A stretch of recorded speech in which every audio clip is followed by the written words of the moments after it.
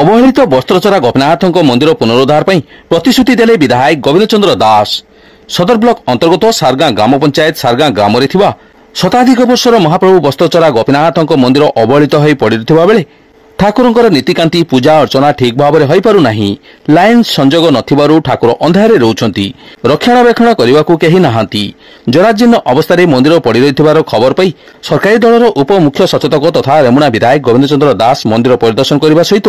प्रभु वस्त्रचरा गोपीनाथ आशीर्वाद लाभ कर ग्रामवासी को कहते कि यथाशीघ्र संस्कृति विभाग मंत्री को ए बाबद अवगत कराइबा सहित जिलापाल को कही ठाकुर संपत्ति केते अछि मापिबा सह जमी को पुनरुद्धार करा एथिसहित मंदिर पुनरुद्धार करा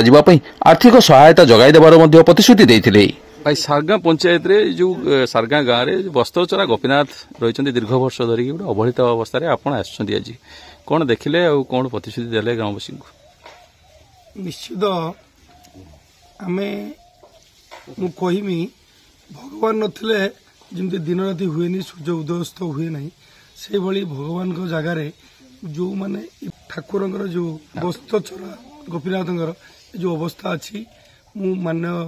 आमर ये कलेक्टर को भी कही तहसीलदार को कही यार गोटे डिमार्केसन ए बाबद आमर संस्कृति विभाग मंत्री अच्छा एम नजर को एक नेमी या बाबद कलेक्टर से डायरेक्शन देवे ये आसिकी देखिए मुझे पचारूली आम पीएस मेम्बर नना को कथा होली सुजना को सी कहले गोटे रास्ता आम देचु मुझे कहली जदि रास्ता संपूर्ण होनी जहाँ हम आम हेड देकी आम कर मंदिर जो अवहेलित अवस्था पड़ी किमती पुनरुद्धार हो एवं मोर निश्चित प्रति फोकस मंदिर किमती